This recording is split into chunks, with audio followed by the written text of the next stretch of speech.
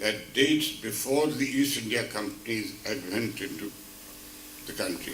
This absence of a sense of territory resulted in a great many difficulties in 1947, or soon after 1947. Because we were innocent of the concept of territory, I'll give you only two examples. If you look at the second white paper on states, which was issued by the then Home Ministry, the second white paper goes back to 1948. In that, there is a map of India, and that map of India shows Jammu and Kashmir or parts of Ladakh as undefined territory. The British, when they gave us independence, did not own Jammu and Kashmir. It was a princely state, and therefore it did not fall into the partition of India. The other parts which were not British India, and yet British India, were northeast of India. In northeast of India, if you go to those maps, which are pre-47, or even of 47, or of the white paper, then that is depicted as unadministered territory. I find it strange as to how it was British India, it was British Dominion, and yet it was unadministered territory. Now this dichotomy carried on with us, because we did gain independence, but we did not have the sense of territory that we ought to have had. That's why the resultant difficulties that arose. I wish to share with you an experience that we had. Post-Kargil, the government then ordered a review of the entire Kargil operations. It is a very good report that was produced by a team headed by a person that I think is the doyen of strategic thinking in India, which is late K. Subramanian. Now, after that report had been submitted to the government in turn appointed a group of ministers that in turn, having studied the report, commissioned 4 further studies on intelligence, on the armed forces, on borders. I recommend these 4 reports also. In the borders we found, and this is now 2001, that till 2001, India had not had a census of the island territories that the country owned. And it was this realization that further cemented my conviction that we really did not inherit or develop a sense of territory, that is because the sense of territory is alien to the sense that a country or a rashtra will have, because we remained really a cultural rashtra. Now, it was because of this that the Andaman Command was first established, and which is a success story. It was a realization that till 2001 we hadn't had a census of the island territories of the country. It is this that has also resulted in a great many other difficulties. The other thing which I wish to share with you, naturally I can't share the thoughts in great detail, is that India, in reality, the subcontinent of South Asia, which is really the Indian peninsula, sits on the crossroads of 4 collapsed empires. And these 4 collapsed empires have contributed greatly to the difficulties that we have had as India. Early in the 20th century, the Qing dynasty of China collapsed. It resulted in a revolution in people. Then it was not the People's Republic. Then a revolution in China, Sun Yat-sen. But the collapse of the Qing dynasty created great turmoil east of India. It was that which created the situation in Tibet that we face today. It was that which resulted in the territories in the east of India being what they are today. It was this that led also, because the Qing dynasty had collapsed, led to the 1904 young husband expedition to Tibet. A great many of these consequences of these developments, with which we really had nothing, no control, contributed to creating a situation within India which remained the problems that we face. The second dynasty that collapses, it was a great dynasty, a 700-year-long dynasty, amongst the longest that lasted, was the Ottoman Empire. The Ottomans, however badly or loosely, they ruled for 700 years. And the collapse of the Ottoman Empire created nations came up where none had existed earlier. The Paris Conference, thereafter the Sykes-Picot Pact, the world was in a turmoil and lines began to be drawn on sand and countries created which are today our neighbors in the West. I shan't go into the details of how these countries were, but that is the consequence of the Ottoman Empire. The third empire that collapses in the 20th century is, of course, the British Empire. It's the middle of the century. It collapses, it's fatigued, its residual energies are exhausted by the Second World War. It's virtually on the edge of bankruptcy. They did not give us independence. They had to abandon India because they could not have survived in the manner that India demanded. That collapse of 1947, earlier, but 1947 resulted in the independence of India. But independence came with a partition of India. Now, it is my belief that there is a strategic unity to the subcontinent of India, the peninsular India, the India that is naturally defined by the Himalayas and the Indus to the west. There is a strategic unity to it. And this unity got fractured by the Red Cliff Accord. And the fourth empire that collapsed was towards the end of the 20th century, and that was the great Soviet Empire. Now, all these empires collapsing, all within the spread of 20th century, left a great imprint, effect on what is our India, because the partitions contributed to the breaking up of the strategic unity of this land, the ocean, and the Himalayas, which are. This resulted in the creation of a very strange situation, that our foreign policy and our security policy has now got trapped within four lines. There is the McMahon line in the east, which came into existence because of the collapse of the Qing dynasty. There is, I think, a derivative which really precedes the Red Cliff line, which is the Durin line. That defines another territory. The two other lines which have now quartered our foreign policy are the line of control and the line of actual control. If you reflect on it seriously, you'll find that the entire management of our foreign policy gets trapped between these four lines.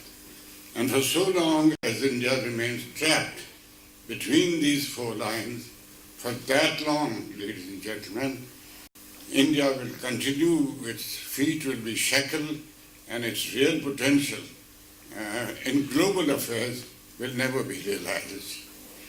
I had told Maruf that it's a difficulty for me because I don't speak from prepared text.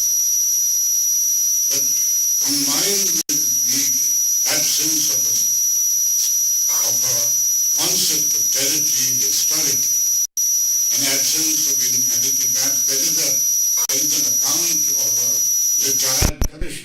Nagaland, who post-partition in 1948-49 visits Nagaland to say goodbye and meet his old friends.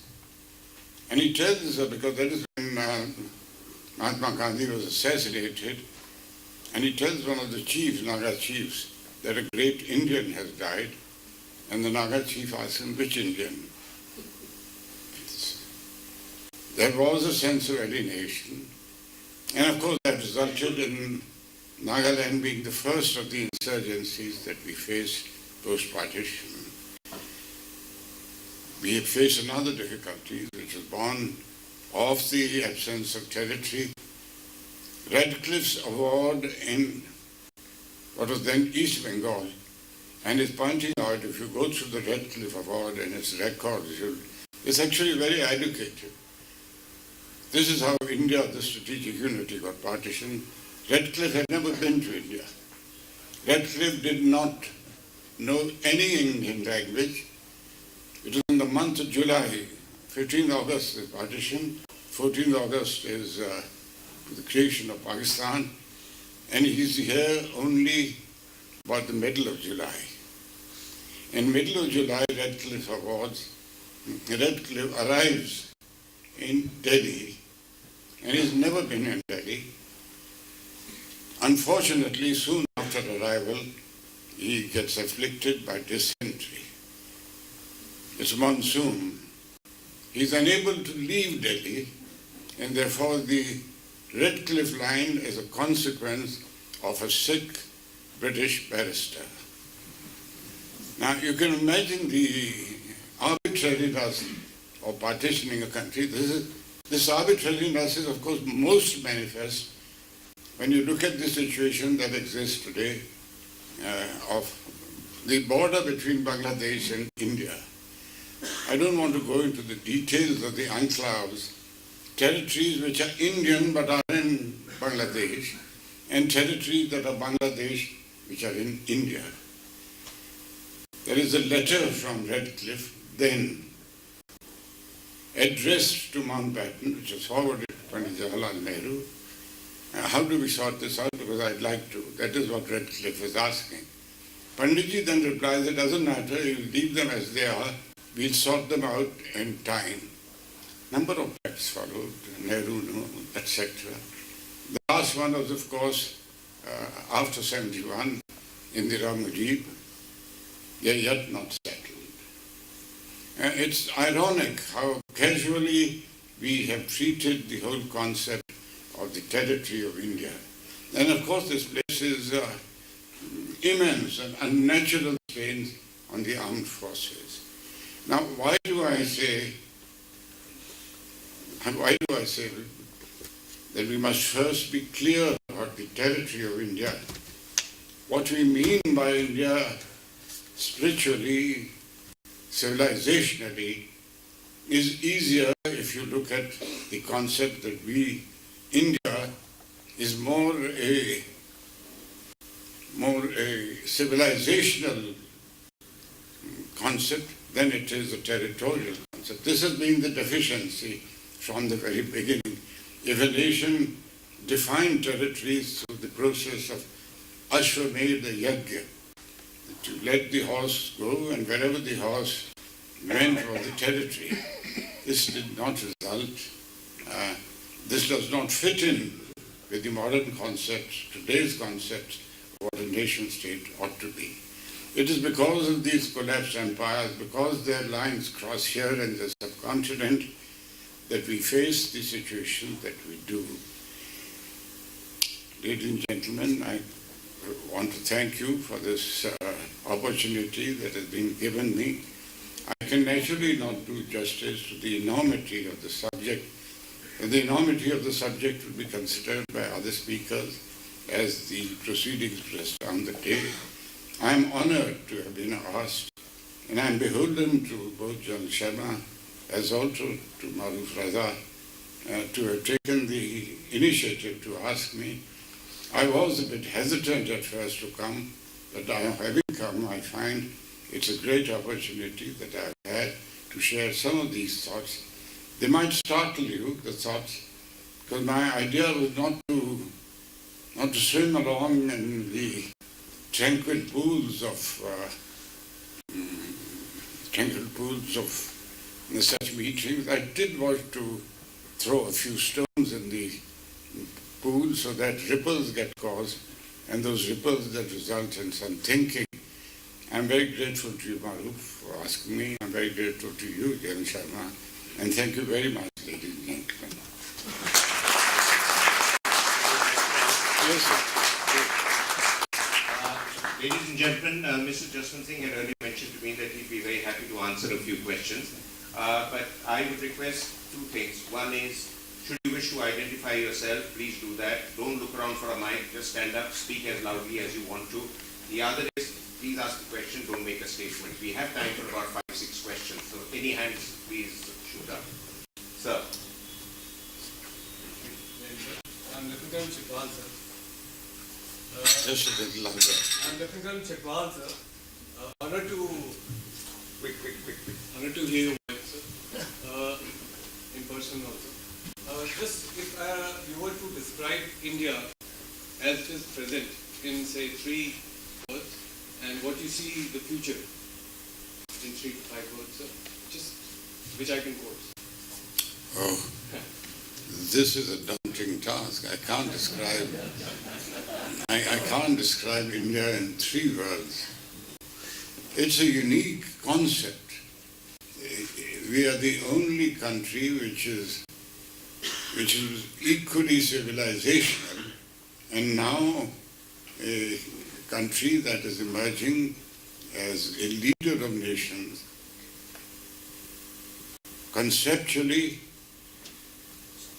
functionally, and with the future that we have. You ask me 5 words, where are we headed? I think we will have to resolve a great many issues that federalism is challenging, federalism is asking of us.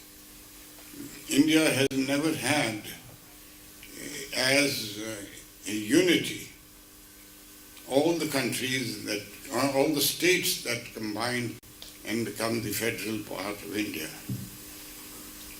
These were, India has had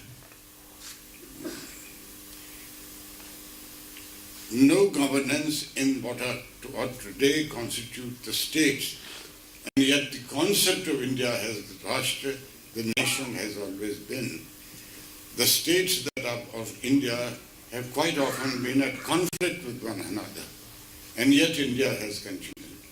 And that is very difficult to explain in the 21st century, that India shall survive, irrespective of the difficulties that we face today, and India shall survive, irrespective of the disparity and the conflicts between states that constitute the Union. Sir. Yes, my name is Sonal Sharma, Mr. Jaswant Singh. Just a very quick one. Would you have anticipated that the India-United States relations as they stand and have been developed, especially in your tenure as Minister of External Affairs, would come to such a pass that an affair between a diplomat and her maidservant would identify such fault lines as we have seen? You asked me whether I would have imagined. No, I would not have imagined. It is a very poor handling of the situation by everybody concerned, that we have trivialized relationship between 2 great countries. We are not beholden to United States of America for anything. United States of America needs India more than we need them, but we cannot belittle either the United States of America or India in the manner in which we have handled this challenge. It's appalling. It reflects very poorly. I don't want to speak ill of a ministry in which I have served for so long, but I wish they hadn't handled it with the kind of ham-handedness that they have. I'm afraid, Maruf, I cannot answer dishonestly. So if this displeases anybody, he's free to question me further. can't hear you. Next question. What I want to ask is, what are the 2 or 3 main things which No, hold back? please introduce yourself. I'm Kalkeshwar. What are the 2 or 3 main things which hold back solving issues with Pakistan? What are the top 3? With so much of a cultural similarity, what are the top 3 things you think which prevent us from solving this issue? See, the raison d'etre of Pakistan is Pakistan has to have an adversarial attitude to India, otherwise it's not Pakistan. It's not an apocryphal reply that I'm giving, but I'm informed by very reliable sources, those that ask the question. Late Jan Zia was once asked a question, why do you follow such an aggressive approach to India? And he said words to the effect that if Turkey is not aggressively Islamic, it will still be Turkey. And if Egypt